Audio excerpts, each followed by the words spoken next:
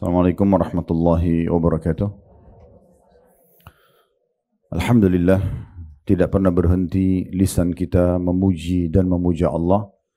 Tentu nikmat Allah sangat melimpah dan tidak bisa terhitung lagi. Sebagaimana Allah subhanahu wa ta'ala telah menyebutkan dalam kitabnya, wa in ta'uddu ni'matallahi la tuhsuha. Kalau kalian ingin menghitung-hitung nikmat Allah, maka kalian tidak akan mampu. Karena memang nikmat ini sangat banyak sekali. Mata kita masih bisa melihat, telinga masih bisa mendengar, lidah dan bibir kita masih bisa mengecap dan mengucap, tangan menjamah, kaki melangkah, dan kita masih bisa menikmati makanan, minuman, udara dan segala macam. Ini kalau ingin dirincikan sangat luar biasa besarnya nikmat Allah, dan Allah memerintahkan kita untuk menikmatinya dan juga bersyukur. Dan kita juga harusnya betul-betul memanfaatkan kemudahan dari Allah subhanahu wa ta'ala. Karena dengan mengucapkan dua susunan kata ini, alhamdulillah kita sudah dianggap bersyukur. Dan Allah kekalkan dalam kitabnya, la in syakartum la azidannakum, wa la in kafartum inna adabi lasyadid. Kalau kalian bersyukur pasti aku akan tambah, dan kalau kalian kufur siksaku sangat pedih. Selanjutnya kita panjatkan salam hormat kita kepada Nabi besar Muhammad sallallahu alaihi wa alihi wa sahbihi wasallam, sebagaimana Allah telah perintahkan kita untuk mengucapkan salam hormat tersebut. Dan tentunya sebagai balas jasa karena beliau telah menghabiskan 23 tahun dari masa hidupnya semua untuk agama ini. 13 tahun fase Mekah dengan perjuangan yang luar biasa, dicaci maki, dihina, dituduh sebagai pendusta, penyihir, penyamun, dan puncaknya diusir dari kampung halamannya, dan kita tahu betapa pedihnya orang yang diusir dari kampung halamannya, serta 10 tahun fase Madinah penyempurnaan agama ini akhirnya sampailah kepada kita.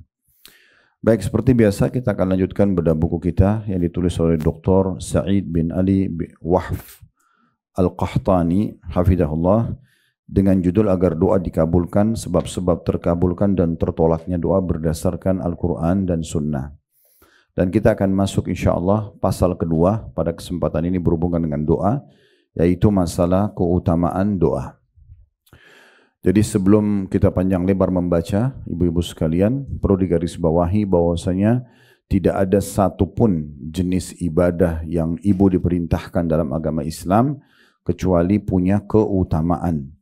Artinya ibu akan mendapatkan balasannya, akan ada balasannya. Selain kita bisa menikmati ibadah tersebut, seperti orang sholat, orang puasa, orang haji dan umroh, dia bisa menikmati sebenarnya kalau dia memiliki iman dalam hati.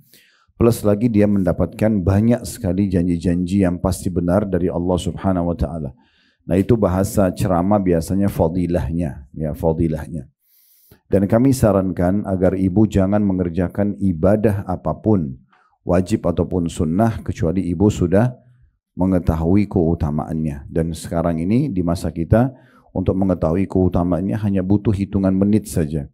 Tinggal searching di Google keutamaan sholat berjamaah, keutamaan sholat duha, keutamaan sholat tahajud, keutamaan berdoa, segala macam hal. Kita akan temukan banyak sekali artikel-artikel yang menjelaskan tentang apa yang kita dapatkan kalau kita kerjakan ibadah-ibadah tersebut. Dan ini akan memotivasi kita untuk selalu konsisten menjaga ibadah tersebut. Karena memang kita ibadah ini ya sampai ajal datang, bukan cuma sekali dua kali. Tapi selama ada perintah dan ada kesempatan, kita akan terus mengerjakan. Karena memang tujuan kita diciptakan untuk itu. Allah kekalkan dalam surah Az-Zariyat, surah nomor 51 ayat 56. وَمَا خَلَقْتُ الْجِنَّ وَالْإِنسَ إِلَّا لِيَعْبُدُونَ.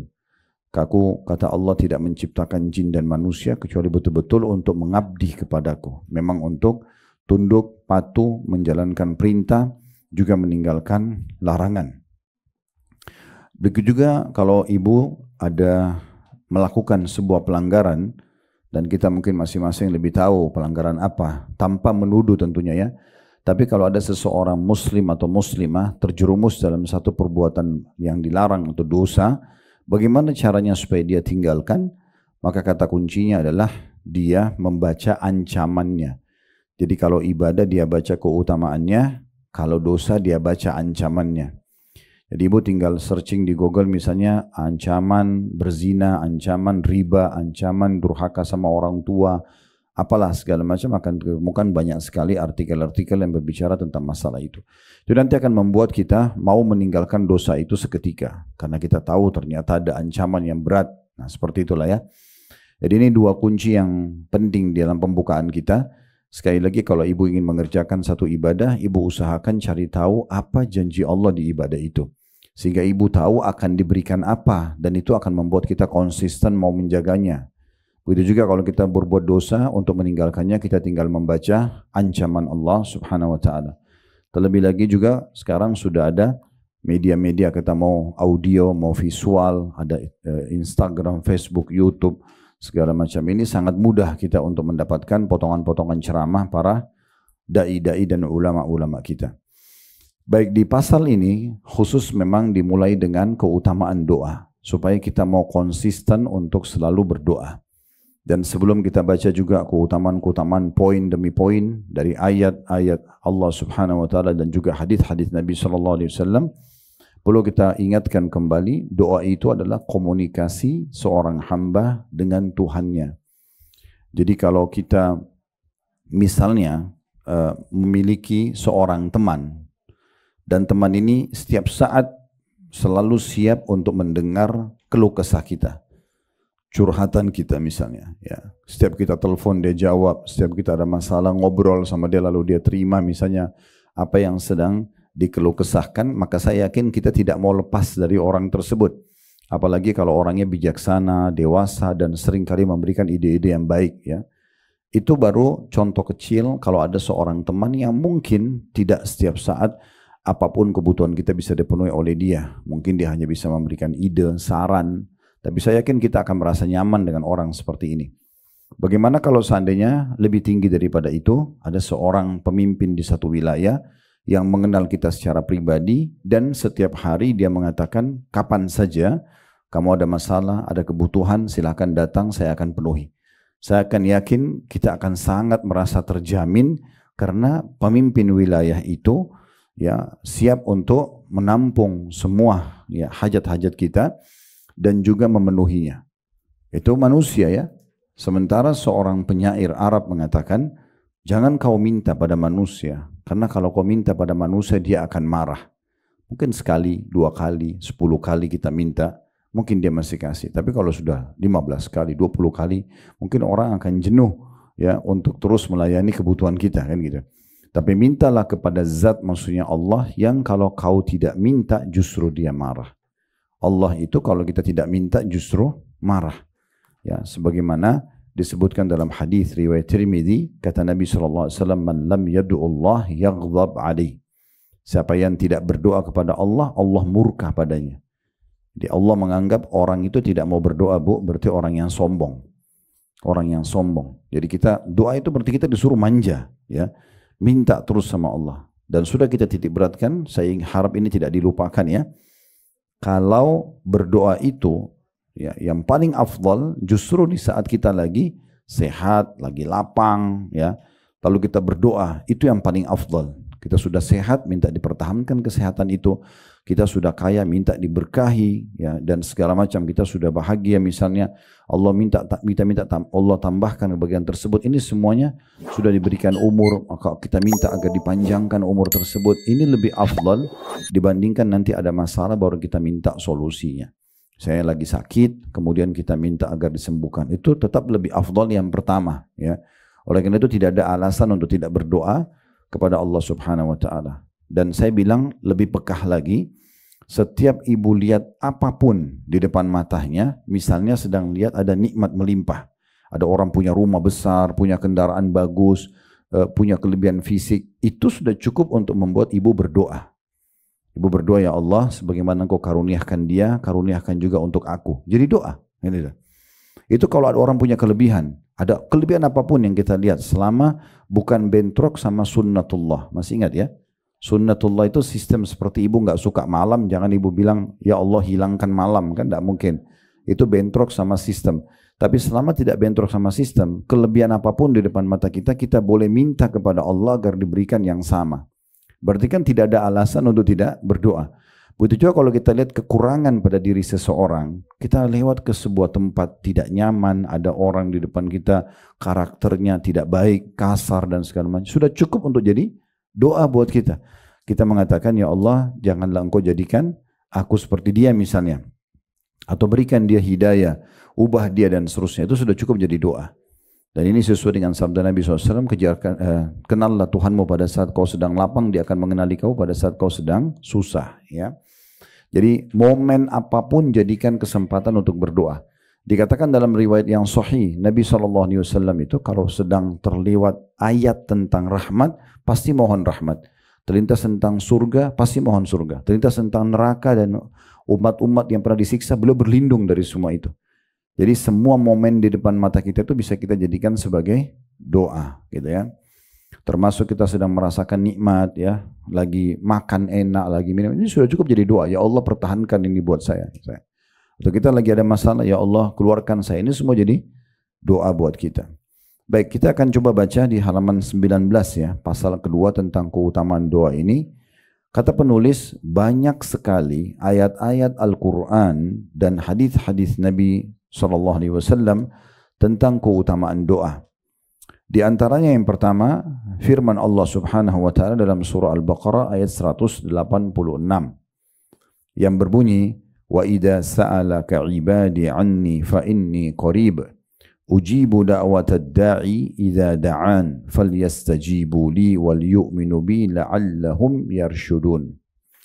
Dan apabila hamba-hambaku bertanya kepadamu, hai Muhammad, tentang akunya besar, berarti Allah Subhanahu wa taala, kata ganti Allah, maka jawablah bahwasanya aku adalah dekat.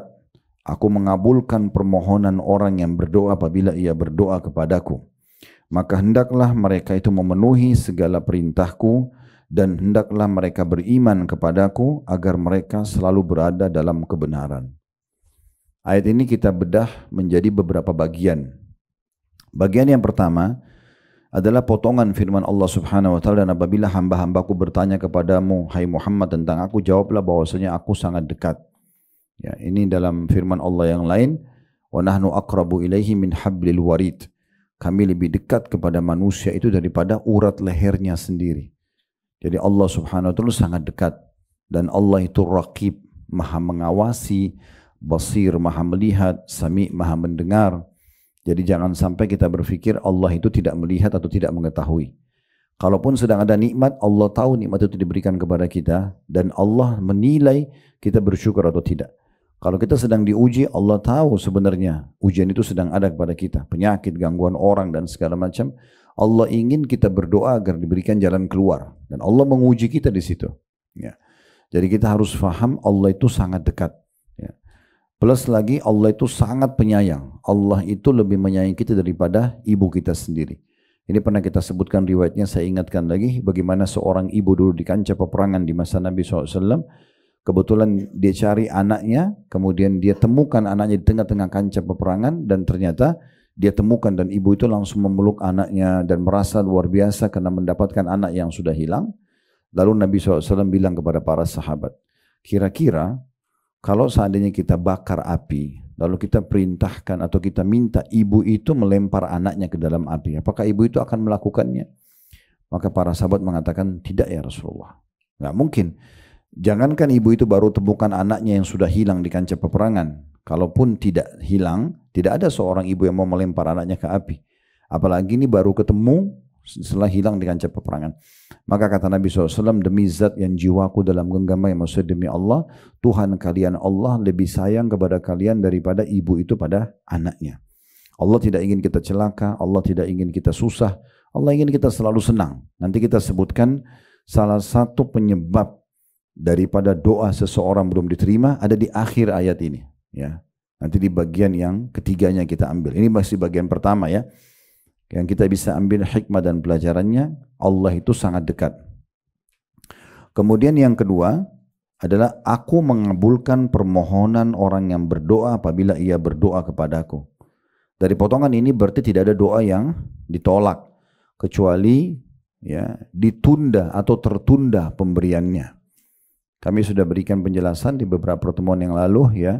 Kalau ibu sedang berdoa, itu seperti volume, ya, volume radio ya, kalau kita naikin itu ada garisnya ya. Mungkin ibu sudah berada di garis ketiga, mungkin tinggal 2 kali lagi berdoa sampai ke garis yang terbesarnya, yang tertingginya. Sebenarnya tinggal sedikit lagi berdoa, tapi kita kadang-kadang sudah berhenti.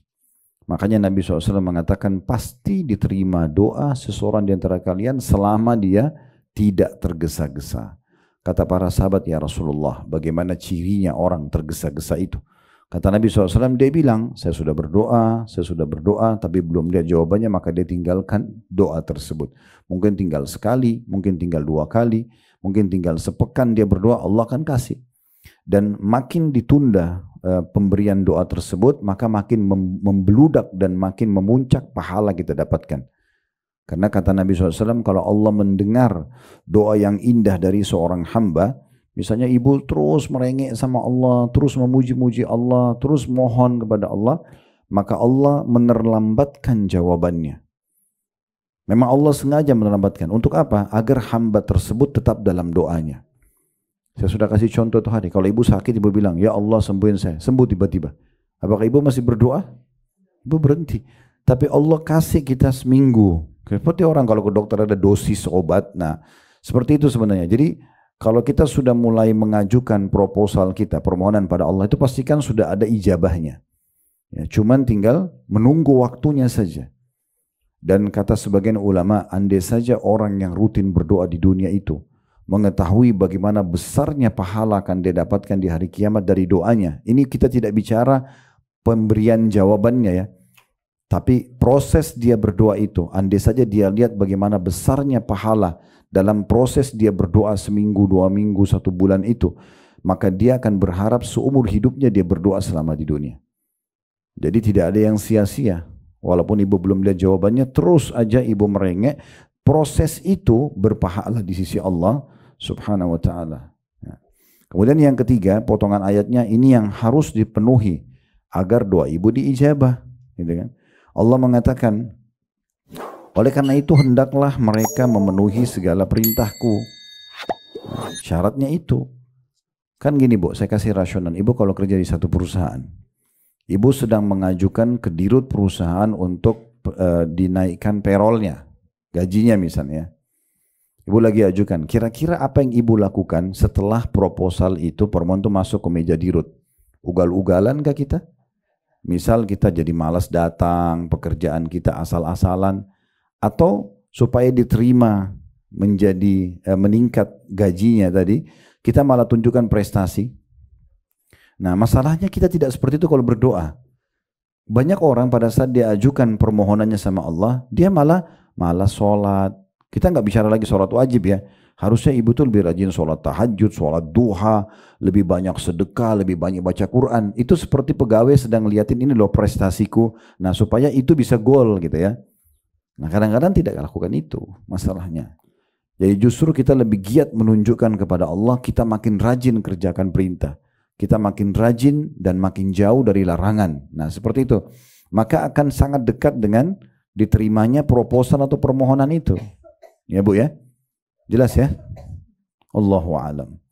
Ya, ngangguk-ngangguk tapi nggak tahu ini, paham nggak? Nah. Ya, soalnya ada orang di pengajian, iya. Nah, begitu keluar nggak diamalkan. Sama aja nanti pertanyaannya, saya sudah berdoa lama Ustaz, nggak terima jawabannya. Dari tadi kita jelasin tuh ini. Ya. Jadi ini harus mengerjakan semua perintah. Jadi ajukan permohonan harus diikuti dengan bukti kalau memang saya berharap itu diterima ya. Ibu kalau mau utang, maaf ini contoh saja, sama orang. Bagaimana ibu mengajukan dia? Saya mau butuh utang, kasih saya. Gitu? Kan nggak mungkin ya.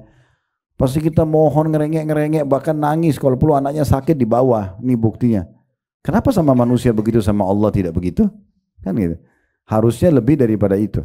Makanya Ibnu Qayyim rahimahullah, seorang ulama, beliau pernah lewat di rumah seorang ibu itu lagi marah sama anaknya, saking marahnya anaknya diusir keluar, masih kecil, terus ditutupin pintu, anak itu nangis, ngerengek, kena capek nangis, anak itu nggak pergi, dia tertidur depan pintu.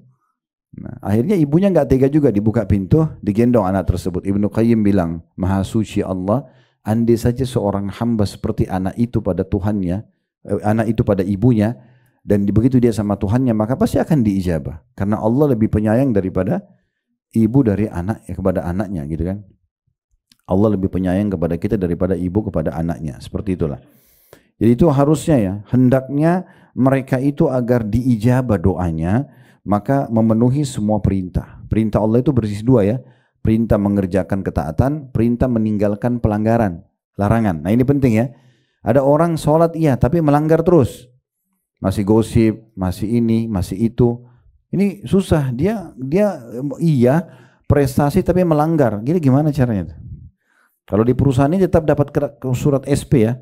Ibu misalnya pekerjaannya angkanya 1 sampai 10, ibu kerjaan sampai 10, tapi ibu telat datang, ibu sering ganggu temannya, tetap aja kena surat peringatan, kan gitu. Nah seperti itulah. Kemudian syarat yang kedua, hendaklah mereka beriman kepadaku, agar mereka selalu berada di atas kebenaran.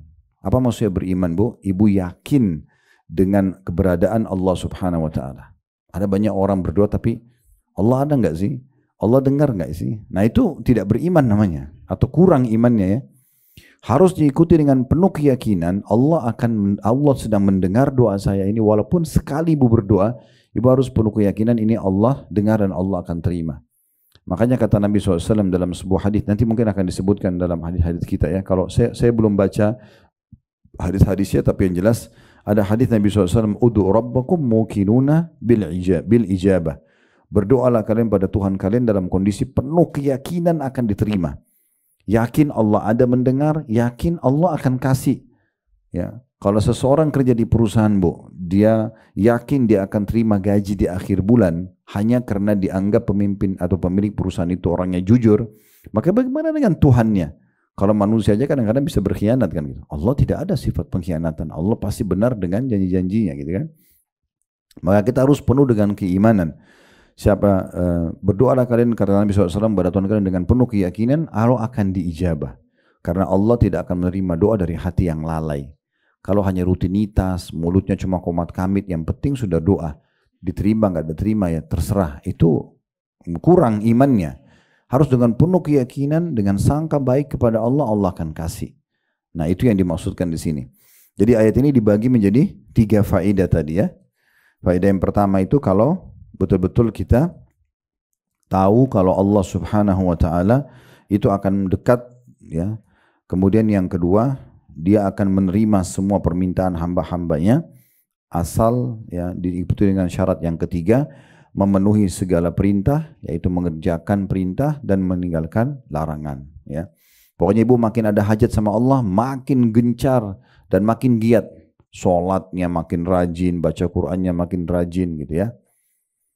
Dan juga harus betul-betul yakin dengan Allah Subhanahu wa Ta'ala. Kita pindah dalil kedua, juga masih firman Allah Subhanahu wa Ta'ala dalam surah Ghafir ayat 60, di mana Allah Subhanahu wa Ta'ala berfirman, wa qala rabbukum ud'uni astajib lakum innal ladzina yastakbiruna an ibadati sayadkhuluna jahannama dakhilin. Dan Rabbmu berfirman, berarti kekal dengan keputusan ini ya. Berdoalah kepadaku, niscaya akan kuperkenankan bagimu. Ya, sesungguhnya orang-orang yang menyombongkan diri dari menyembahku, gak mau ibadah, gak mau berdoa, akan masuk neraka jahanam dalam keadaan hina dan dina. Di sini kita bagi dua penjelasan dan faedah daripada ayat ini. Yang pertama, adanya perintah berdoa dan dipastikan akan diijabah. Ibu perlu adil dengan diri sendiri, Bu ya. Kalau misalnya ibu pertemukan, anggap umur seseorang misalnya 40 tahun. Selama 40 tahun ini, kira-kira doa mana yang belum diterima dan doa mana yang sudah diterima. Kalau kita mau adil, kita akan temukan yang kita diterima itu jauh lebih banyak. Ya. Mungkin yang tidak diterima itu 1-2. Allah Subhanahu wa Ta'ala bisa memang tidak memberikan karena Allah tahu itu baik buat dia, sehingga Allah tidak kasih. Berapa banyak orang yang mohon menikah dengan seseorang lalu batal, tidak jadi, setelah 5-6 tahun baru dia tahu, bersyukur untung saya tidak nikah sama dia, ternyata dia koruptor, ternyata dia ini dan itu. Misal, berapa banyak orang begitu, dia tidak jadi bisnis sama si fulan, ternyata memang orang itu kebongkar kedoknya beberapa tahun kemudian memang penipu misalnya. Contoh, berapa banyak orang seperti itu keadaannya kan. Jadi memang kita harus tahu ada banyak doa-doa kita yang sudah diijabah, ada yang belum dikasih tapi bisa saya tidak dikasih, itu belum dikasih karena Allah tahu itu bahaya buat kita, atau memang Allah menundahnya melihat menguji hamba tersebut mau nggak dia serius minta nih. Ya, kadang-kadang kan gitu ya, kita lihat ada satu orang minta bantuan, tolong bantu saya punya anak saya sakit. Ada sebagian orang di antara kita mungkin berpikir, ini orang serius gak sih? Kita lihat, oh ternyata dia ajukan lagi yang kedua kali, yang ketiga kali. Nah itu dengan begitu kita lebih terdorong untuk membantu kan. Nah kurang lebih gambarannya seperti itu. Kurang lebih gambarnya seperti itu. Kita ambil nih, kita adil Bu ya, dalam keseharian. Berapa kali kita, bukankah kita tiap hari lapar ya? Kadang-kadang kita cuma ucapin begini, ah lapar nih. Itu muncul ide, mau makan apa ya. Dengan segera kita bisa dapatkan makanannya, dengan nikmatnya kita habiskan dan tiba-tiba lapar kita hilang. Itu jangan salah loh ya, dengan kita cuma bilang lapar sebenarnya kita sedang memohon itu supaya ada makanan. Itu juga doa kan gitu. Tiap hari lapar kita hilang, tiap hari haus kita hilang, tiap hari capek kita hilang. Satu hari itu 24 jam lebih banyak Allah ijabah daripada Allah tidak kasih. Mungkin ada 1-2 permohonan yang belum Allah kasih. Kita sakit minta disembuhin, kita mau menikah belum dikasih, mau punya anak belum dikasih. Tapi ini bisa karena 2 hal. Yang pertama, tadi saya bilang, karena memang Allah lebih tahu kalau dikasih berbahaya buat dia, maka Allah selamatkan dia. Atau yang kedua, dia memang Allah tunda dan Allah mau lihat orang ini serius gak? Dia lebih rajin gak berdoa? Nah, kalau dia lebih serius Allah akan kasih. Ya. Ini saya lupa di ruangan ini pernah saya jelasin atau tidak kisah tentang salah satu sahabat dekatnya Dr. Muhammad di Mekah di Ummul Qura. Sudah pernah ya? Yang kisah dia teman sahabat dekatnya itu mau menikah dengan seorang wanita, akhirnya batal, gitu kan? Itu luar biasa itu. Sampai Dr. Muhammad bilang saking ngerengeknya teman saya ini, antara azan dan iqamah lagi sholat tahajud, selalu ya Allah tolong kembalikan perempuan itu supaya nikah sama saya. Allah nggak kasih. Allah nggak kasih. Kata Dr. Muhammad itu saya lewat dekat dia sampai saya juga mohon, ya Allah kesian banget orang ini, kasih aja. Iya, begitu dia ceramah, dia sampaikan di ceramahnya sampai karena temannya tuh ngerengek bener dan hanya minta menikah sama perempuan ini aja gitu. Tapi Allah nggak kasih. Kata Dr. Muhammad, saya bertanya-tanya dalam diri saya, apa rahasianya? Kenapa Allah belum kasih? Kan tinggal dikasih selesai nikah kan gitu. Kenapa ya? Justru saya tahu setelah perempuan itu menikah sama laki-laki lain. Baru sebulan menikah, ternyata perempuan itu divonis kanker payudara yang harus dipotong payudara kanannya. Bulan kedua menular ke payudara kiri, jadi 2 bulan menikah tanpa payudara. Bulan ketiga ada urat saraf di otak belakangnya bermasalah sehingga membuat kedua matanya buta. Bulan keempat perempuan itu meninggal. Itu kisah nyata terjadi di Saudi. Kata beliau, saya justru tahu bagaimana sayangnya Allah sama teman saya. Justru setelah perempuan itu nikah sama laki-laki lain. Kalau dia nikah sama laki-laki itu, perempuan itu, mungkin cuma jadi perawat saja dia. Dia nggak bisa nikmatin pernikahannya. 4 bulan pertama semuanya dengan ujian, kan gitu. Tapi Allah selamatkan dia dengan caranya. Nah itu hikmah-hikmah yang sangat besar, kan gitu. Hikmah-hikmah yang sangat besar ya. Seperti itu kurang lebih gambarannya. Jadi dari potongan ayat ini kita ambil pelajaran penting sekali ya. Allah akan mengijabah doa gitu kan. Dan cara memahaminya, berlaku adil dengan diri kita, ternyata lebih banyak doa yang Allah sudah berikan daripada Allah belum berikan. Dan kalau Allah belum berikan, cuma 2 keadaannya. Allah selamatkan kita dari sesuatu yang berbahaya buat kita. Walaupun kita masih bisa berdoa, nggak apa-apa. Ya, atau memang Allah ingin melihat keseriusan kita. Ya, makin giat nggak dia beribadah tadi. Dia makin sedekah, dia makin zikir, dia makin menjaga tutup auratnya, dia makin segala macam. Sehingga Allah melihat, oh ini orang ini serius ya. Seperti itulah. Potongan yang kedua justru ancaman. Dan ini berat sekali. Akan diancam dengan neraka jahanam bagi orang yang tidak mau berdoa. Di sini ulama tafsir mengatakan makna firman Allah SWT, sesungguhnya orang-orang yang menyombongkan diri dari menyembahku, maknanya adalah berdoa kepadaku. Karena puncak daripada penyembahan kepada Allah doa. Sebagaimana sabda Nabi SAW, ad-doa huwal ibadah. Berdoa itu adalah puncak daripada ibadah. Kalau ibu sudah sedikit-sedikit selalu mau berdoa sama Allah, itu berarti ibu sudah sampai pada puncak terbaik ibadah. Berarti yang lain itu akan terjaga. Tapi kalau orang malas berdoa, itu berarti dia akan jauh dari ibadah-ibadah yang lainnya. Ya. Yang ketiga, firman Allah Subhanahu wa taala dalam surah Al-A'raf ayat 55 sampai 56 yang berbunyi, "Ud'u rabbakum tadarruan wa khufyah, innahu la yuhibbul mu'tadin, wa la tufsidu fil ardi ba'da islahiha, wad'uuhu khaufan wa tama'a, inna rahmatallahi qaribun minal muhsinin." Berdoalah kepada Rabbmu dengan berendah diri dan suara yang lembut.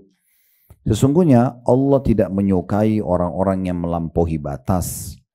Dan janganlah kamu membuat kerusakan di muka bumi sesudah Allah memperbaikinya, dan berdoalah kepadanya dengan rasa takut, ya, dalam kurung tidak akan diterima dan harapan akan dikabulkan. Sesungguhnya rahmat Allah itu amat dekat kepada orang-orang yang berbuat baik. Di ayat ini kita bisa bagi menjadi 5 bagian, ya, faedah daripada ayat Al-Quran. Yang pertama adalah adanya perintah Allah Subhanahu wa taala, dan ini masuk dalam syarat-syarat diterimanya doa, ya. Adanya perintah untuk berdoa kepada Allah Subhanahu wa taala, di situ disebutkan dengan berendah diri dan suara yang lembut, enggak teriak-teriak, gitu ya. Allah Maha dengar. Di sini maksudnya berendah diri adalah ibu menunjukkan rasa butuhnya pada Allah. Ya mirip kalau kita minta sesuatu tadi sama pimpinan perusahaan, kita minta sama seorang pimpinan wilayah, ya presiden atau raja misalnya berkuasa, saya yakin kita akan sangat santun, ya, memohon kepada dia dan khawatir jangan sampai ada tutur kata kita yang salah, akhirnya tidak diterima proposal atau permintaan kita. Itu sama raja manusia. Bagaimana dengan Allah Subhanahu wa taala? Maka harus diikuti dengan berendah diri. Justru kita makin tunduk, makin merendah, ya, kepada Allah Subhanahu wa taala. Termasuk merendah kepada Allah adalah merendah atau tawadhu dengan hamba-hamba yang lain, ya. Jadi jangan ibu merasa, yaudah saya merendah sama Allah, ya Allah mohon-mohon, tapi begitu ketemu sama manusia sombong. Nah itu juga masuk tuh, ya. Berarti dia tidak merendah namanya. Karena termasuk orang yang merendah, tawadhu kepada Allah Subhanahu wa taala adalah tawadhu kepada makhluknya. Ya. Kita dalam bahasa Indonesia itu sudah ada pepatah, ya, jadilah seperti padi, kalau makin berisi dia makin menunduk, kan gitu. Jadi kita makin kaya, makin Allah berikan kelebihan fisik, kepintaran, justru makin merendah, bukan maka menggapai orang lain, ya. Nah, itu yang dimaksud dengan berendah, ya. Kemudian suara lembut ini santun lah, ya, santun. Sebagaimana Nabi SAW pernah berkata kepada para sahabat begini, kalau kalian sedang menukik, bertakbirlah. Pesawat lagi take off, mobil kita lagi menukik, kita lagi jalan, kita naik tangga, bertakbirlah. Nah, baca Allahu Akbar gitu, ya. Dan kalau kalian sedang nurun, kalau pesawat mungkin landing, ya, itu bertasbihlah. Bacalah subhanallah, subhanallah gitu, ya. Rupanya ada satu sahabat, waktu dia dengar itu, dia karena semangatnya, kudanya dia pulang dari peperangan itu lagi menukik, dia teriak Allahu Akbar, suara keras gitu. Maka Nabi SAW waktu dengar suruh panggil orang itu. Lalu Nabi SAW mengatakan, kecilkan suaramu. Karena zat yang sedang kamu seru tidak tuli. Kau usah teriak-teriak. Allah dengar. Untuk apa? Pakai mikrofon besar-besar ganggu orang teriak-teriak. Kan enggak usah. Kalau azan iya. Tapi kalau dia berdoa untuk hajat dia untuk apa? Nanti akhirnya terbuka pintu riya dan segala macam. Mengganggu orang lain. Kita berdoa sendiri saja. Kecuali memang kita lagi memandu doa beda. Ya, pembaca doanya iya. Dia kerasin suara supaya orang dengar, gitu kan? Kami kadang-kadang kalau bimbing umroh di depan Ka'bah, selepas sholat di belakang makam Ibrahim, memang saya ajak jemaah berdoa. Saya sengaja berdoa dalam bahasa Indonesia supaya lebih kena merasa depan Ka'bah kita berdoa. Ya saya terpaksa angkat suara. Atau kita lagi di Arafah, sore hari lagi haji, emang saya angkat suara sengaja supaya orang dengar, jadi orang tahu, dan kita dalam bahasa Indonesia supaya orang lebih merenungi, oh iya ya, minta ini ya, minta itu ya, gitu kan? Itu contohnya. Itu yang pertama. Yang kedua, Allah membenci orang-orang yang melampaui batas. Di sini bisa bermakna melampaui batas adalah orang-orang yang tidak mau sama sekali berdoa, atau melampaui batas itu adalah dia menyangka buruk kepada Allah. Nah, saya sudah berdoa sekian lama Allah nggak kasih saya, itu termasuk melampaui batas, ya. Ini potongan yang kedua, jadi tidak boleh melampaui batas. Kemudian yang ketiga, ini juga termasuk syarat agar diterima doa, adanya larangan membuat kerusakan di muka bumi ya setelah Allah memperbaikinya. Kerusakan maksudnya mengganggu, ya, mengganggu orang lain, mengganggu lingkungan, ya, itu termasuk hal-hal yang bisa menolak doa, ya. Kalau kita lakukan, ya, banyak orang subhanallah di jalan ganti knalpot kendaraannya ribut, ganggu orang, gitu. Gak ada manfaatnya, ya.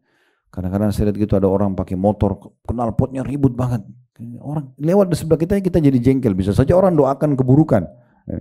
Untuk apa kira-kira? Apa yang mau dibanggakan? Dianggap orang suka, orang tidak ada yang suka. Tapi dia berbangga-bangga hanya mau ganggu orang. Ini termasuk buat kerusakan. Untuk apa? Mengganggu orang gitu ya.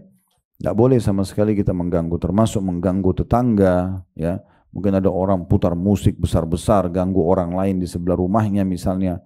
Atau dia menyombongkan diri atau apa saja. Ini termasuk syarat diterimanya doa, tidak boleh buat kerusakan. Dari hal yang kecil sampai hal yang besar ya.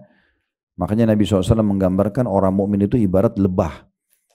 Kalau dia makan, dia hanya makan yang baik saja. Lebah itu cuma ambil sari bunga. Ya. Kalau dia memberi, dia hanya memberi yang terbaik, madu. Dan kalau dia hinggap di sebuah tempat, buat sarang, walaupun dahan pohon itu sudah rapuh, tetap tidak mengganggunya, tidak merusaknya. Kan begitu lebah ya. Dan kalau dia diganggu maka sengatannya mematikan. Itu gambaran orang-orang mukmin. Kita kalau tinggal di satu lokasi, berteman sama orang, maka kita hanya mau makan sesuatu yang halal. Kita juga akan memberi balasan yang terbaik. Ya. Kita juga tidak akan membuat kerusakan, tidak akan mengganggu lingkungan. Tetapi kalau diganggu bisa saja kita menjawab itu. Ya. Karena kezaliman tidak boleh dibiarkan. Ini yang keberapa tadi? Yang ketiga ya. Yang keempat, ini syaratnya ya, yaitu berdoa kepada Allah dengan rasa takut. Ini khauf bahasa Arabnya. Dan maksudnya takut tidak diterima, cemas jangan sampai tidak diterima, itu diikutin itu. Dan juga roja atau harapan dikabulkan. Jadi memang kita ibu sekalian dianjurkan beribadah itu dalam kondisi diikuti dengan dua ini ya, khauf dan roja. Takut Allah tidak kabulkan sehingga kita selalu semangat untuk meningkatkan kualitasnya. Dan juga berharap Allah terima. Antara dua ini. Semua ibadah kita, sholat, puasa, doa, haji, umrah gitu ya. Karena ulama mengatakan kalau dua hal ini ada dalam jiwa seorang mukmin, dia akan selamat dari riya. Karena dia takut nanti tidak diterima. Sekarang orang kalau ada rasa khauf dan roja, rasa takut Allah tidak kabulkan dan berharap Allah berikan, dia akan hati-hati sekali menjaganya kan. Sehingga dia tidak berani mau ngomong sama orang, nanti riak nih. Ya. Jadi dia selalu jaga. Nah itu salah satu syarat diterimanya doa adalah kita berada di antara dua ini. Khauf, rasa khawatir Allah tidak terima sehingga kita selalu menjaga kualitasnya. Dan roja, berharap agar Allah berikan. Yang terakhir, yang kelima adalah syarat juga diterimanya doa, sesungguhnya rahmat Allah amat dekat dengan orang-orang yang berbuat baik. Jadi maksudnya tadi ini mirip dengan ayat yang sebelumnya ya. Jadi kalau mau hajat ibu dipenuhi, justru makin tunjukkan kerajinan kita, kebaikan kita di hadapan Allah Subhanahu wa taala. Makin kita lebih berzikir, makin kita bakti sama orang tua, makin kita baiklah ya. Maka itu makin dekat dengan diijabahnya doa.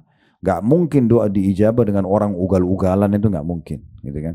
Jadi dia memang harus ikuti dengan ini. Makanya dikatakan sungguhnya rahmat Allah, berarti Allah akan kabulkan permintaan dia, sangat dekat dengan orang-orang yang berbuat baik.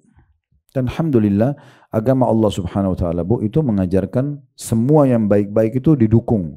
Seperti orang jujur, amanah, tanggung jawab, bakti sama orang tua, senyum, bantu orang susah. Semua yang baik-baik itu memang agama Allah mengajarkan itu. Dan semua yang buruk-buruk, mencuri, menggunjing, memfitnah, mengganggu orang lain, membunuh, semua dilarang. Maka sebenarnya agama Allah sudah memandu kita untuk menjadi orang yang baik. Dan itu Allah buat semua manusia menyukai yang baik ini. Dan semua diberikan janji-janji positif kayak jujur, amanah, tanggung jawab tadi. Dan semua yang dilarang menggunjing, memfitnah, membunuh, memukul dan segala macam. Ini diberikan ancaman-ancaman yang berat. Bahkan sebagian besarnya masuk dalam kategori dosa besar. Baik, dalil yang keempat. Dari Al-Quran tentang keutamaan doa. Dalam surah Ghafir ayat 14, Allah Subhanahu wa taala berfirman, "Fad'ullaha mukhlishina lahud-din walau karihal kafirun." Maka sembahlah Allah ya, dengan memurnikan ibadah kepadanya meskipun orang-orang kafir tidak menyukainya.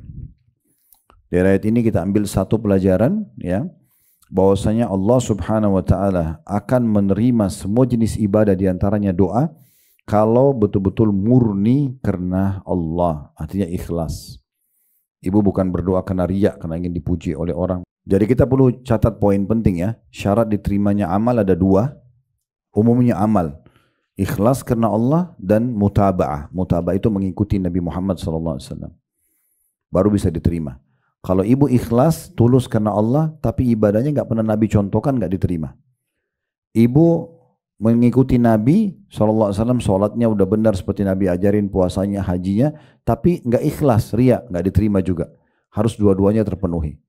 Ikhlas dan mutaba'ah. Betul-betul tulus karena Allah, tidak berharap pujian orang, dan juga berharap atau mengikuti contoh dari Nabi SAW. Ada sebuah hadis dalam bab jihad, Bu. Bunyinya begini, ada seorang sahabat bertanya, "Ya Rasulullah, apa yang akan didapatkan oleh seseorang yang berjihad, tapi dia tulus karena Allah, cuma diikuti dengan keinginan kecil saja popularitas. Supaya dibilang pahlawan, kesatria, dapat pahala enggak? Ikhlas karena Allah. Dia karena Allah berperang betul-betul ditinggalkan keluarganya, bawa hartanya di medan perang, siap mati karena Allah. Tapi ada keinginan juga supaya dipuji. Apa dapat sesuatu? Kata Nabi SAW, la syai'a lahu. Enggak ada apapun pahalanya. Lalu orang itu ulangi tiga kali Nabi jawab, nggak ada apa-apa buat dia. Lalu beliau mengatakan, sungguhnya Allah tidak akan menerima amal kecuali yang ikhlas karenanya. Supaya ibu faham ini, kira-kira orang riya itu apa yang dikejar sih? Pujian orang. Saya mau tanya Bu, kalau ibu dipuji oleh orang, apa manfaatnya? Badannya tambah gemuk? Bertambah cantik? Tambah kaya?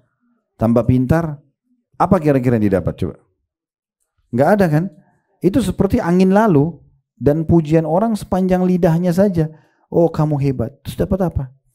Ada orang kadang-kadang kejar itu. Unik sekali.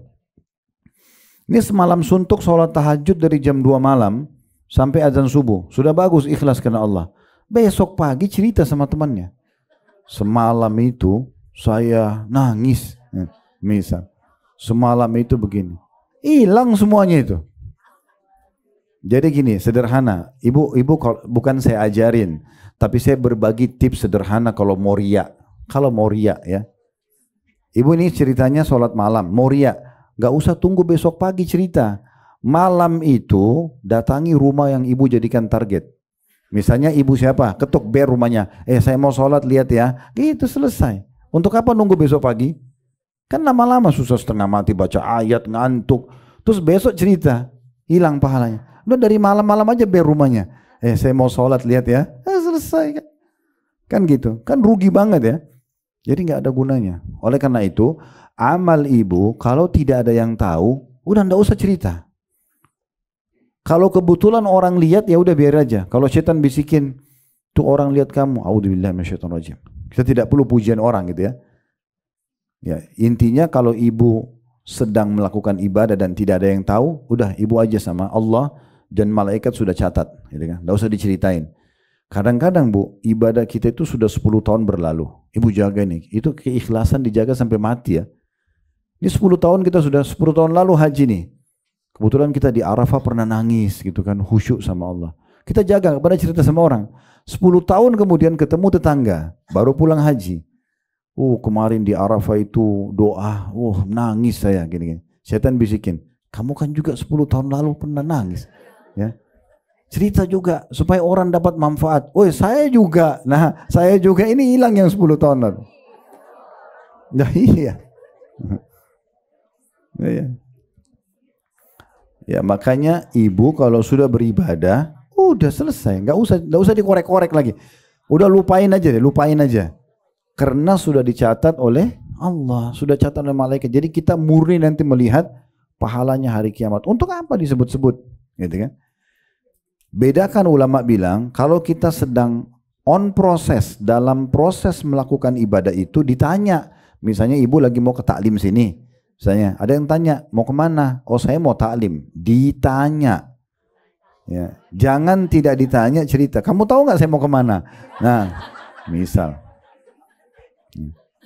Ini hati-hati dengan status-status. Ya. Ya. Dari hotel ke Masjid Haram, status lagi jalan. Buat video. Untuk apa ini? Kira-kira untuk apa? Nah, nggak susah kita cari celah bukan untuk dipuji, kan gitu. Ada nggak celah lain? Sekarang dari kamar hotel menuju ke Masjid Haram subuh, buat status, ya. Lagi menuju Masjidil Haram. Kira-kira untuk apa ini? Saya coba cari alasan lain bukan untuk dipuji, nggak ketemu.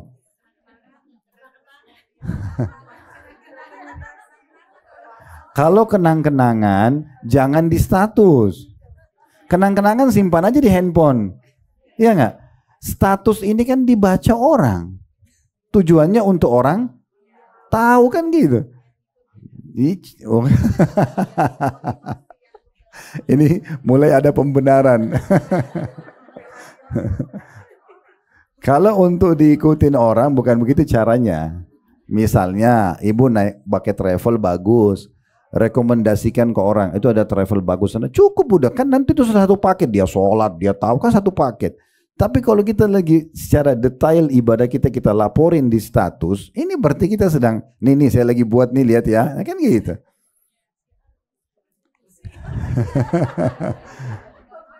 Ya udah, pokoknya saya sudah kasih kata kuncinya, hati-hati karena daripada nggak terima sama sekali, sayang. Udah lebih baik nggak usah. Kalau kita sedang ditanya, bedanya itu ya, umumnya riya dengan tidak riya itu ditanya atau tidak ditanya. Kan gitu. Ibu misalnya hari Kamis, besok puasa. Nah, ibu kalau ditanya, silakan makan. Oh ya maaf, saya lagi puasa. Nggak apa-apa, kan kita lagi ditanya. Kamu puasa nggak? Kamu puasa? Saya puasa loh. Nggak ada yang nanya. Nggak ada yang nanya. Dia sendiri sengaja kan gitu. Berarti tujuannya memang untuk dipuji. Pokoknya kapan tujuannya dipuji manusia udah riya, udah selesai. Dan hilang pahalanya. Karena kata Nabi SAW, al-yasir min riya syirik. Sedikit saja riya sudah syirik. Sudah syirik, nggak boleh. Nah renungi hadis ini ya. Saya pernah panjang lebar jelaskan hadis ini 1 jam lebih. Hanya untuk menjelaskan makna hadis ini. Menjadi khutbah Jumat, menjadi ceramah ya. Itu kata Nabi SAW, Inna Allah yuhibbut taqiyul ghaniyul khafi. Allah itu sangat cinta dengan hambanya memiliki 3 sifat ini. At-taqi, taqi itu suka bertakwa. Patuh sama Allah. Allah perintahkan apa? Iya. Wajib atau sunnah dikerjakan semua. Yang dilarang semua ditinggalkan. Itu taqi namanya. Pokoknya ibu menjadi hamba yang Allah bilang boleh, boleh. Allah tidak boleh, tidak boleh. Itu namanya orang yang bertakwa. Dan ini ada lebih dari 226 ayat term dengan berbagai macam term dalam Al-Quran itu bicara tentang masalah ketakwaan. Besar kali keutamaannya gitu ya. Kemudian ghani, orang yang kaya suka berinfak. Dia kaya sumbernya halal, dia juga suka berbagi sama orang. Ini Allah cintai. Dan yang ketiga, ini adalah khafi. Orang yang suka merahasiakan amalnya. Nah, ada kata kunci bu. Ibu kalau nggak cerita amalnya ibu, Allah akan bongkar amal ibu setelah ibu meninggal. Itu ulama bilang begitu ya. Jadi kalau ibu misalnya suka sedekah nih kasih satu orang, ibu nggak cerita sama siapa, antara ibu sama dia, ibu transfer, ibu kasih. Misalnya ada satu janda maaf dibantu atau satu rumah anak yatim atau apa ya, ibu sering transfer, tidak ada yang tahu. Nanti ibu meninggal itu ada Allah punya cara membongkarnya. Oh si rupanya dia yang suka bantu tuh. Tapi kan sudah aman kita dari riya ya, karena kita sudah meninggal. Biasanya justru jadi contoh bagi orang lain. Justru jadi contoh bagi orang. Dinukil sebuah kisah, ada seorang salaf dulu di kota Madinah, itu selama 20 tahun bu, dia berinfak setiap malam untuk 100 keluarga, dikasih di tengah malam ya. Jadi antara sholat tahajud dengan sholat subuh. Dia selalu setiap malam bungkus gandum, dia takarannya tidak disebutin, tapi misalnya kita anggap 1 kilo lah, sekilo tuh untuk 100 kakak, berarti 100 kilo tuh, ya. Dipikul di pundaknya, ditaruh di kantong-kantong kecil, dia datang ke rumah orang-orang miskin di kota Madinah, dia nggak ketuk ya, taruh dia pergi. Jadi orang miskin pun yang terima tidak tahu kalau dia yang kasih. 20 tahun tuh dijaga sama dia. Istrinya pun tidak tahu. Kapan ketahuan? Allah bongkar pada saat dia meninggal, jenazahnya waktu dimandiin. Yang mandiin ini lihat di pundak sebelah kanannya itu ada bekas warna hitam karena suka pikul balam berat. Malam-malam 100 kilo. Gandum kan berat banget gitu ya. Terus ditanya istrinya, apa ini bekas di badan suami Anda? Dia bilang, saya juga tidak tahu. Tetapi saya biasa lihat suami saya antara setelah sholat tahajud sampai subuh, itu dia sering pikul-pikul barang gitu, keluar. Tapi saya juga tidak tanya untuk apa. Kemudian tersebar berita, setelah 2-3 hari dia meninggal, rupanya yang biasa keluarga yang biasa terima bantuan itu sudah terputus. Maka akhirnya Allah punya cara membongkar, ternyata dia yang selama ini membagi itu. 20 tahun tidak ada yang tahu. Coba bayangin tuh, luar biasa mereka menjaga gitu ya. Jadi kalau orang tidak tahu nggak usah diceritain. Ini penting sekali ya. Masalahnya Bu, riya itu bukan hanya menghancurkan amal, tapi dia bagian daripada dosa besar. Bukan dosa ya, bukan dosa biasa, dosa besar riya itu. Karena dia syirik kecil. Jadi pamer-pamer amal, expose pada orang segala macam ini, kalau dia ikutin bisikan syaitan untuk pamer, maka secara otomatis akan jadi riya gitu ya. Tentu tidak semua amalan yang terekspos itu berarti dia riya. Tidak bisa kita vonis juga orang seperti itu ya.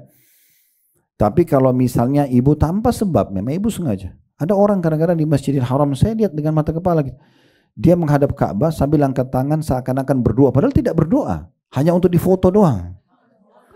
Iya, sengaja angkat tangan, Ka'bah backgroundnya gitu kan, angkat tangan supaya berdoa di foto. Untuk apa ini kira-kira? Coba cari celah kalau ini ikhlas karena Allah. Di mana? Susah ini, ya susah untuk yang ada pasti lebih kepada dipuji. Oh, depan Ka'bah lagi berdoa kan gitu. Jadi ini nggak bisa ya. Ini poin penting ya. Tapi tidak semua amal yang terang-terangan itu riya, tidak boleh kita vonis. Jangan juga ibu misalnya lihat temannya ada kotak amal masjid lalu dia nyumbang, atau ada ajakan nyumbang kayak sekarang ke Palestina lalu dia nyumbang besar. Teman-temannya tahu, langsung kita vonis riya, nggak boleh. Kita malah dosa kalau kita vonis orang, karena itu antara dia sama Allah kan. Karena ulama membahas ada saatnya di mana sedekah itu yang terang-terangan bisa lebih afdol daripada sembunyi-sembunyi, tapi cuma satu keadaan. Yaitu di saat orang ini kalau dia memulai memberikan sedekah karena dia dikenal oleh lingkungannya, orang lain pada ikut. Nah itu pernah terjadi begini. Tapi ini ingat, jangan ditunggangi ya. Jadi pernah terjadi di masa Nabi SAW, ada orang-orang miskin dari salah satu suku Arab datang. Mereka datang dalam kondisi bajunya, disebutkan meriwayat begitu ya, baju mereka itu cuma satu lembar kain dan tidak dijahit karena miskinnya, itu sampai cuma diikat. Kalau ditiup angin bisa tersingkap sebagian tubuh mereka. Kaum laki-laki datang ke Madinah, wajah mereka itu digambarkan saking susahnya hitam kemerah-merahan karena biasa kena matahari, susah banget gitu ya. Mereka kurus sekali, tapi begitu lihat tahu orang-orang ini susah. Sebelum mereka sampai ke masjid, Nabi sudah motivasi para sahabat. Khutbah tentang masalah keutamaan sedekah, tentang segala macam motivasi mereka. Ayo sedekah nih. Ada orang yang datang. Setelah menyebutkan sekian banyak, rupanya ada satu sahabat ambil inisiatif. Dia berdiri, dia memulai. Karena kan Nabi motivasi ya. Misalnya saya di sini pengajian bilang, Bu, siapa yang mau nyumbang buat Palestina silakan, ada kotak amal di depan misalnya. Terus ada yang berdiri langsung nyumbang. Kita nggak bisa vonis orang riya karena saya lagi ajak depan umum. Kan gitu ya. Saya kan lagi ajak sekarang. Nah Nabi sedang ajak, ayo sedekahnya ada orang susah datang nih. Sebelum mereka datang kumpulin sedekahnya supaya nanti kalau datang kita sudah kasih. Mereka dari kejauhan lagi jalan menuju ke masjid Nabi. Ada satu sahabat berdiri, dia langsung nyumbang, ya Rasulullah ini. Begitu dia kasih, rupanya satu masjid ikut nyumbang. Karena dia mulai tadi. Apa kata Nabi SAW? Siapa yang menunjukkan pada kebaikan, dia akan panen pahala orang yang mengikutinya tanpa dikurangi sedikitpun dari pahala orang tersebut. Tapi di sini ada motivasi dari Nabi SAW, ayo sedekah. Nah gitulah. Kayak lagi diajak, ayo sedekah sekarang. Nah gitu ya. Jadi bukan sengaja ibu bersedekah lalu kemudian ibu sengaja sampaikan pada orang. Nah bukan seperti itu ya. Jadi ini tidak bisa. Jadi hati-hati juga, jangan kita terjerumus dengan memvonis orang lain riya, atau kita malah yang ya terjerumus dengan kesalahan yang sudah kita sebutkan tadi. Nah seperti itu gambarannya. Baik, selanjutnya Jadi di sini dikatakan meskipun orang-orang kafir tidak menyukainya ya. Jadi berdoa saja terus walaupun orang kafir mengatakan kamu itu terlalu alim apa, tidak usah peduli. Ya. Intinya kita berdoa saja. Dalil yang kelima masih surah Ghafir ayatnya 65. Huwal hayyu la ilaha illa huwa fad'uuhu mukhlishina lahuddin alhamdulillahi rabbil alamin. Dialah yang hidup kekal, tiada Tuhan yang berhak disembah melainkan Dia. Maka sembahlah Dia dengan memurnikan ibadah kepadanya. Segala puji bagi Allah, Rabb semesta alam. Di sini kita ambil 3 pelajaran dari firman Allah SWT ini, surah Ghafir ayat 65. Yang pertama, adanya pengenalan Allah Subhanahu wa taala tentang dirinya, tentang zatnya yang maha mulia. Kalau Dia itu hidup kekal, abadi selama-lamanya. Dan Dialah zat yang menciptakan kita, sehingga hanya Dia yang boleh kita mohon berdoa kepadanya. Kemudian yang kedua yang bisa diambil adalah adanya perintah ikhlas. Ini mirip dengan dalil nomor 4 tadi ya. Man sembahlah Dia Allah dengan memurnikan ibadah kepadanya. Kita sudah bilang tadi kalau ibu tidak memenuhi 2 syarat, ikhlas dan mutaba'ah, ikhlas dan mengikuti Nabi SAW, maka tidak diterima. Ibu penuhi salah satunya saja pun tidak diterima, harus dua-duanya. Kemudian yang ketiga adalah adanya penjelasan bahwasanya ikuti doa-doa kalian dengan, ya, di sini dikatakan pujian, segala puji bagi Allah. Ini pernah kita jelaskan Bu ya, salah satu syarat ibu diterima doa juga, ibu mulai dengan alhamdulillah, kemudian wassalatu wassalamu ala rasulillah. Itu minimal sekali. Ibu puji Allah minimal dengan alhamdulillah, kemudian baca salawat para nabi, baru sampaikan hajat kita, ya. Tentu ini berlaku pada doa masalah, doa yang ibu punya hajat sama Allah. Kalau doa itu sudah ditentukan tempatnya, waktunya dalam syariat, kita tidak apa-apa tidak baca, dimulai dengan alhamdulillah wassalatu wassalamu ala rasulillah. Contoh doa masuk kamar mandi. Karena kita memang begitu depan kamar mandi ditentukan waktu dan tempatnya. Kita enggak usah bilang alhamdulillah wassalatu wassalamu langsung saja Allahumma inni a'udzubika minal khubuthi wal khaba'ith misalnya. Mau makan baca bismillah alhamdulillah habis makan, maka kita langsung aja gitu kan. Maaf, doa interaksi biologis, kemudian doa keluar rumah. Ini kan ada penentuan waktu dan juga tempatnya ya. Nah, kayak itu tidak perlu baca alhamdulillah. Tapi kalau doa masalah, doa hajat ibu ingin disembuhkan penyakit, dipenuhi kebutuhannya dan segala macam, ibu mulai dengan memuji Allah dan baca salawat kepada Nabi SAW. Karena Nabi SAW mengatakan kepada seorang sahabat pada saat masuk masjid, tiba-tiba dia bilang, Allahumma gfirli, ya Allah maafkan dosa-dosaku. Lalu Nabi SAW mengatakan, ista'jala hadza. Orang ini tergesa-gesa sekali, harusnya dia memuji Allah dulu, dia baca salawat kepadaku, baru kemudian dia menyampaikan hajatnya. Dan kata Umar radhiyallahu anhu, ketahuilah doa kalian pasti dihijab, enggak diterima oleh Allah selama kalian tidak baca salawat kepada Nabi SAW. Itu 3 pelajaran dari ayat Ghafir ayat 65. Dalil ke-6 dari An-Nu'man bin Bashir radhiyallahu anhuma. Nu'man nama sahabat, Bashir ayahnya juga sahabat. Jadi ayah dan anak dua-dua sahabat, makanya saya bilang tadi radhiyallahu anhuma, 2 orang ya. Di sini kan ada kelas bahasa Arab ini, harusnya sudah tahu itu, ya. Berarti 2 orang radhiyallahu anhuma. Kayaknya perlu sesekali saya tes ini kalau ada. Dari Nabi SAW beliau bersabda, ad-du'a huwal ibadah. Wa qara'a wa qala rabbukum ud'uni astajib lakum innal ladzina yastakbiruna an ibadati sayadkhuluna jahannama dakhirin. Doa itu adalah inti daripada ibadah. Ini kata Nabi SAW.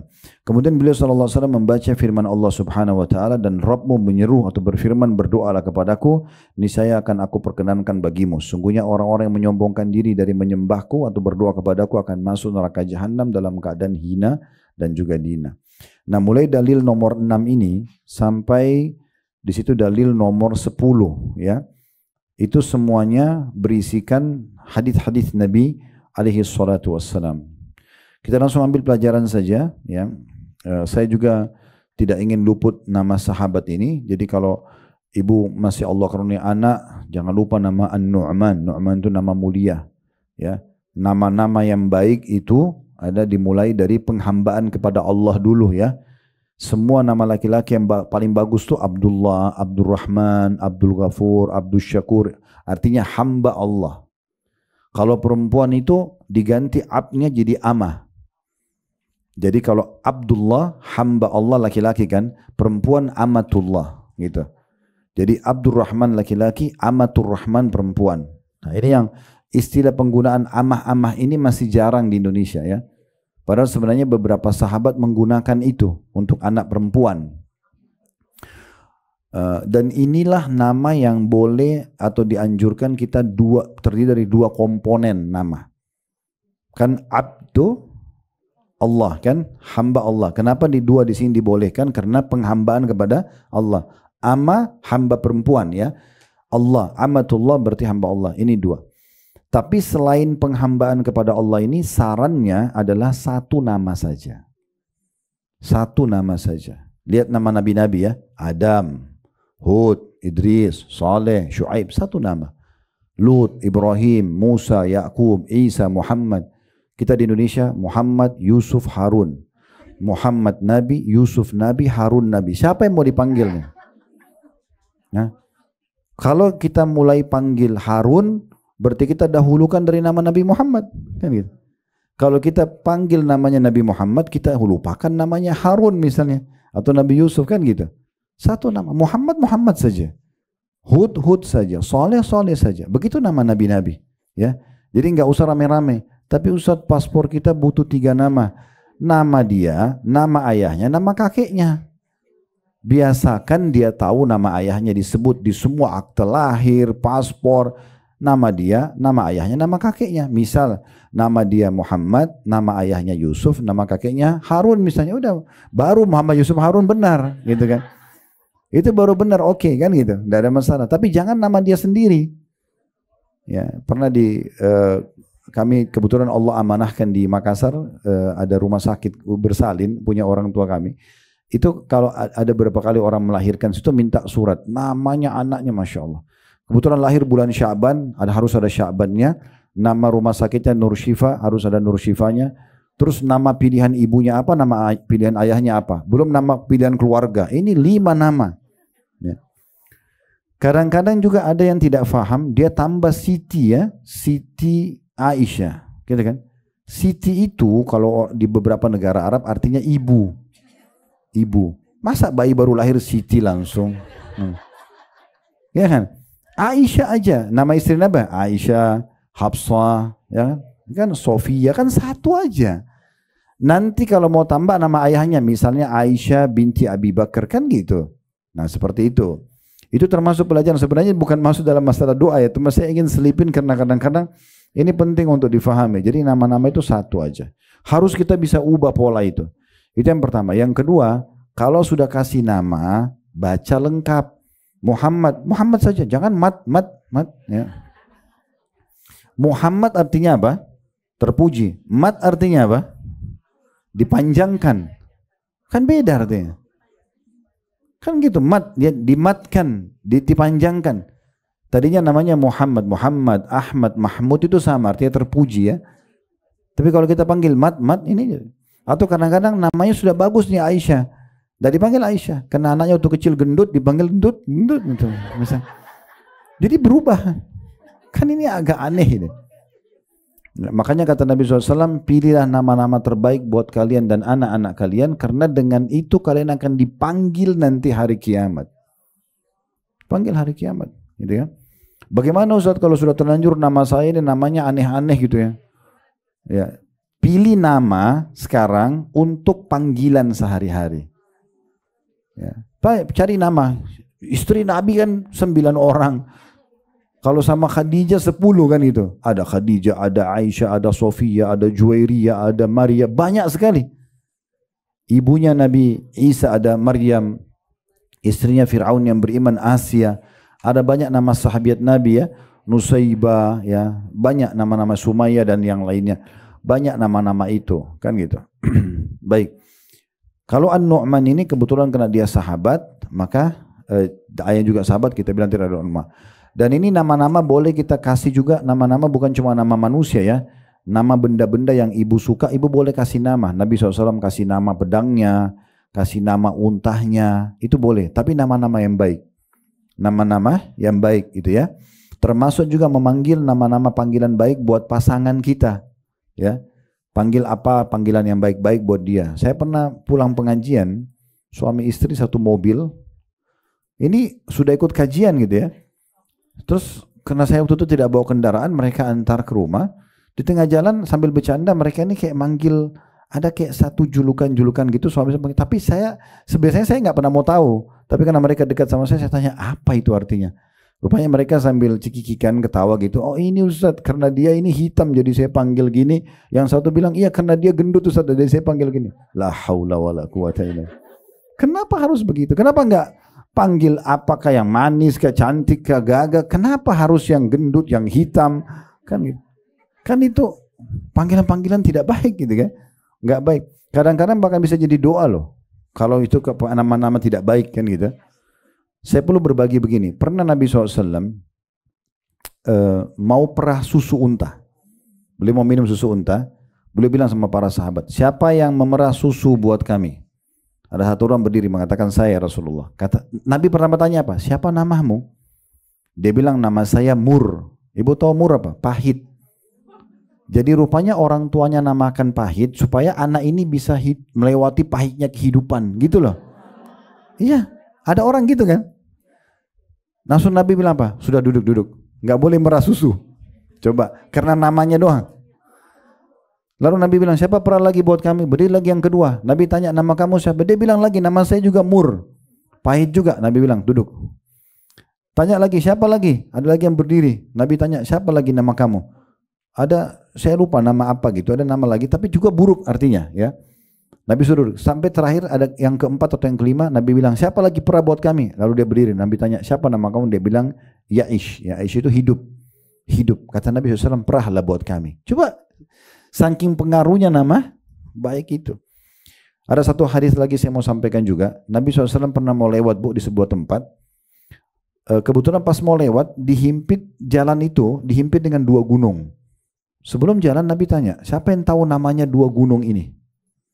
Rupanya ada satu sahabat bilang, saya tahu ya Rasulullah. Sebelah kanan Anda namanya Fadih. Fadih itu pembongkar aib.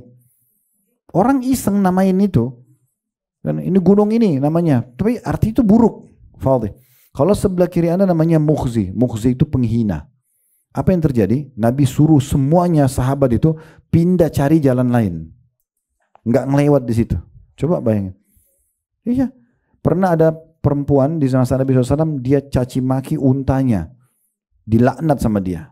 Nabi suruh turun dari untanya. Jangan lagi tunggangi karena kamu sudah melaknatnya. Nah itu doain buruk gitu, celakalah, apalah segala macam itu, sial ya. Kalau di Indonesia biasa gitu, mungkin mobilnya mogok, sial nih. Jangan, untuk apa sial? Untuk apa kita doain? Berapa tahun dia sudah penuhi kebutuhan kita, kan gitu? Atau terpenuhi dengan dia, contohnya. Ya, baik. Itu terlalu panjang bahasa yang tadi ya. Kita masuk ke hadis kita.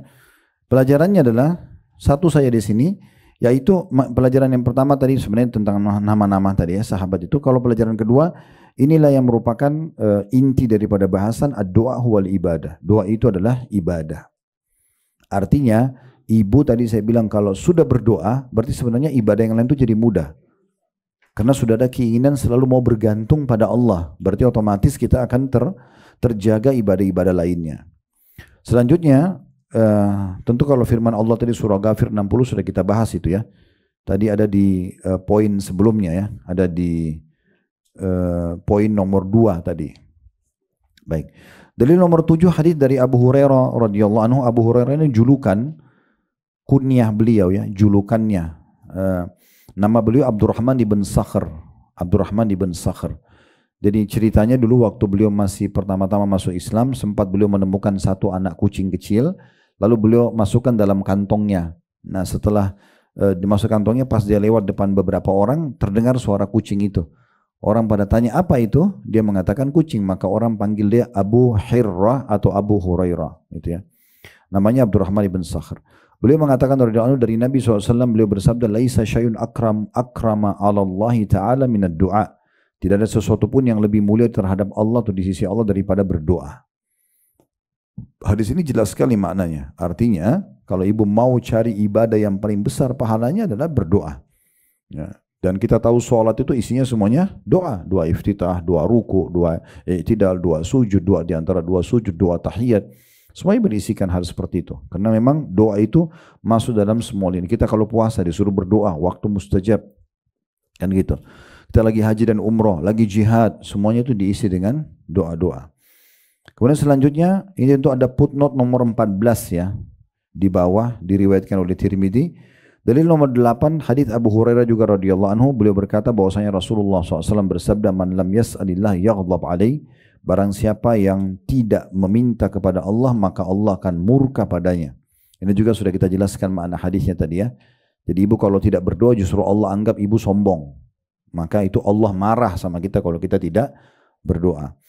Dan seperti ungkapan penyair, janganlah sekali-kali meminta bantuan kepada anak keturunan Adam, tapi mintalah kepada pemilik pintu rahmat yang tak pernah ditutup.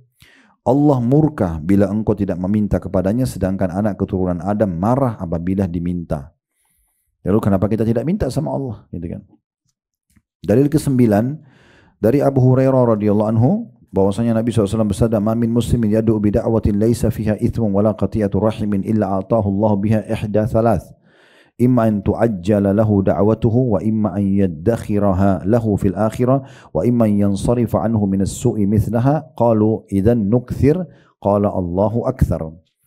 Tidaklah seorang muslim berdoa memohon kepada Allah yang dalam doanya tersebut tidak ada unsur dosa. Ini berarti syaratnya ya, supaya diterima doa tambahannya adalah tidak boleh ada permintaan dosa ya. Dan pemutusan silaturahim. Nah, hubungan kekerabatan. Jadi kalau ada kerabat ibu tidak mau berhubungan sama ibu, tidak apa-apa, ibu tetap jangan putus dia.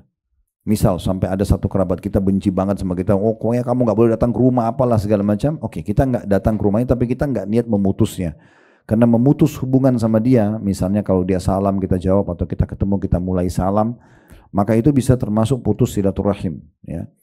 Apalagi kedua orang tua, itu penting sekali ya untuk selalu menjalin. Ini salah satu penyebab diterimanya doa dengan silaturahim, justru kalau memutus silaturahim terputus doa tersebut.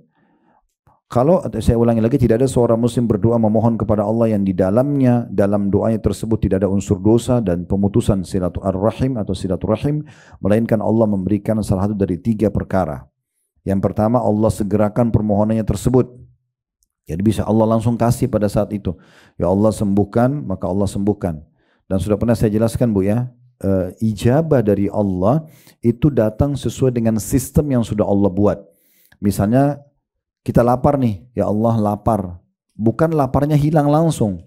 Ada sistem yang sudah Allah buat. Jadi kita nanti dapat makanan, kita kunyah dulu, kemudian ditelan, diproses usus baru laparnya hilang. Kan begitu. Nah itu namanya prosesnya. Maka harus difahami ada proses dalam penerimaan doa tersebut. Ya. Kita sakit, ya Allah sembuhin saya. Allah nggak akan lemparin obat dari langit. Tapi kita nanti kalau berdoa nih tengah malam, ya Allah tolong terima doa saya, sembuhin saya dan segala macam. Besok kita ketemu teman, nggak sengaja ngobrol masalah penyakit kita. Lalu dia bilang, oh di sana ada dokter yang bagus tuh. Terus kita ke sana, konsultasi cocok, obat cocok. Bukan karena dokternya, tapi ijabah dari doa kita. Ya Allah bukain saya rezeki. Besok tiba-tiba ada yang tawarin rumahnya mau dijual. Jangan buru-buru tolak. Walaupun tidak ada uang, mungkin ibu bisa tawarin ke orang lain. Misalnya contoh. Jadi ada saja pintu-pintunya. Jadi seperti itu. Allah berikan langsung. Atau kata Nabi SAW, Allah jadikan simpanan baginya di akhirat. Dia nanti dalam bentuk pahala, gitu kan, di hari kiamat. Ini pernah saya jelaskan di awal, kita jelaskan bab doa. Nanti di hari kiamat ada orang akan diberikan pahala bergunung-gunung. Lalu mereka bertanya kepada para malaikat, ini pahala dari mana? Amal apa? Kata para malaikat, ini doa-doa kalian yang belum kalian lihat jawabannya di dunia. Diberikan dalam bentuk pahala di akhirat. Maka kata Nabi SAW, mereka pada saat itu serentak semuanya berharap agar doanya belum ada yang dikasih di dunia. Karena besarnya pahala yang mereka dapat. Kemudian yang ketiga, atau Allah hindarkan dari kejahatan seukuran dengan permintaannya. Jadi ada musibah mungkin yang akan menimpa kita, itu jadi nggak jadi karena kita berdoa. Para sahabat berkata, kalau begitu kami akan banyak-banyak meminta, berdoa. Kata Nabi SAW, Allah tetap lebih banyak rahmatnya. Maksudnya walaupun kalian minta banyak, tetap akan tidak pernah habis ya stoknya Allah. Minta apa saja Allah kasih. Selama tidak minta yang haram, tidak putus silaturahim, maka insya Allah Allah akan kasih. Ya. Dalil yang ke-10 dan ini yang terakhir dari Salman Al-Farisi radhiyallahu anhu. Al-Farisi karena di negeri Persia ya, maka disilakan dengan Al-Farisi ya. Beliau berkata bahwasanya Rasulullah SAW bersabda, Inna rabbakum tabaraka wa ta'ala hayyun karim, yastahi min abdi idha rafa yadaihi ilaihi an yaruddahuma sifran. Sesungguhnya Allah yang maha suci lagi maha agung, maha pemalu dan maha mulia. Dia malu terhadap hambanya, N-nya besar kata ganti Allah, apabila hambanya itu mengangkat kedua tangannya kepadanya, lalu dia mengembalikannya dalam keadaan kosong. Itu ada footnote nomor 17 di bawahnya, diriwayatkan Abu Dawud, Tirmidzi, Ibnu Majah dan seterusnya. Dari hadis ini kita ambil pelajaran bahwasanya pelajaran pertama, Allah Subhanahu wa taala memiliki sifat-sifat yang mulia, maha suci. Pertama, suci dari segala macam kekurangan. Jadi apapun kekurangan manusia, lapar, haus, ngantuk, sakit, itu tidak ada semua sama Allah. Allah maha suci dengan segala macam kekurangan. Lagi maha agung, semua keagungan yang kita bisa lihat dari raja-raja dunia itu cuma sebagian kecil daripada kemahaagungannya Allah Subhanahu wa taala sebagai pencipta. Kemudian maha pemalu, ya Allah Subhanahu wa taala memang pemalu dan memerintahkan hambanya untuk punya sifat malu. Ya sampai kata Nabi SAW, man lam yastahi falyaf'al ma yasha, atau kama qala Nabi SAW. Siapa yang tidak malu dia buat apa saja. Tapi sifat malu akan mengontrol orang dari pelanggaran-pelanggaran agama gitu ya. Kemudian dan maha mulia, ya, mulia berarti Allah Subhanahu wa taala itu tahu bagaimana memuliakan hamba-hambanya yang memohon kepadanya. Lalu disebutkanlah dari 4 sifat ini, ya, ini pelajaran kedua yang bisa diambil dari hadis, yaitu dia malu terhadap hambanya. Salah satu sifat malunya Allah, dia malu pada hambanya yang kalau mengangkat kedua tangannya kepadanya kemudian Allah kembalikan kosong. Berarti pasti diijabah, ya, asal dipenuhi syarat-syaratnya tadi. Dan pelajaran yang terakhir di sini adalah bagaimana Allah Subhanahu wa taala menganjurkan kita berdoa dengan mengangkat tangan, ya. Boleh mengangkat tangan, boleh juga tidak mengangkat tangan. Dua-duanya pernah dikerjakan oleh Nabi sallallahu alaihi wasallam. Sebagai penutup di sini dikatakan oleh penulis, doa merupakan sebab paling kuat untuk menolak sesuatu yang tidak diinginkan, ya. Misalnya ada masalah-masalah, kita khawatir jangan sampai sakit, jangan sampai bangkrut. Jadi doa itu paling kuat bisa menolak sesuatu yang tidak diinginkan, mencapai apa yang diharapkan. Yang jadi target kita apa? Termasuk obat yang paling bermanfaat dan musuh bagi bencana karena dapat menolak dan mengobatinya, mencegah dan menghindarkan terjadinya atau meringankan apabila telah datang menimpa. Doa merupakan senjata orang-orang yang beriman. Kedudukan doa terhadap bencana ada 3 tingkatan. Yang pertama, doa lebih kuat dari bencana, maka doa dapat menolak bencana yang akan turun. Ini kalau bencananya belum terjadi, ibu selalu mohon agar jangan sakit, jangan bangkrut, jangan difitnah orang. Dari awal ibu selalu minta. Maka itu di situ doanya lebih kuat daripada bencananya. Nanti kalau datang ujian tidak jadi, tertolak dengan doa tersebut. Atau yang kedua, doa lebih lemah dari bencana. Bencana lebih kuat. Karenanya musibah pun menimpa seseorang, akan tetapi doa bisa meringankan walaupun sedikit. Ini misalnya ibu tunggu dulu terjadi masalah baru ibu berdoa. Sudah terlanjur difitnah, sudah terlanjur sakit, sudah terlanjur bangkrut misalnya, sudah terlanjur ditipu baru ibu minta jalan keluarnya. Nah, di sini doa tidak bisa menepis lagi musibah itu karena sudah datang, tapi dia akan bisa meringankan atau memberikan jalan keluar. Yang ketiga, doa dan bencana saling beradu kekuatan. Nah, ini juga bisa terjadi, ya. Kalau ada ujian yang akan datang dari Allah, tapi kita sambil berdoa. Nah, ini digambarkan adalah mereka saling bersaing, tinggal siapa yang lebih kuat. Kalau ibu tetap lebih gencar berdoa terus, ya maka akan lebih menang daripada ujian yang akan datang atau bisa tidak terjadi.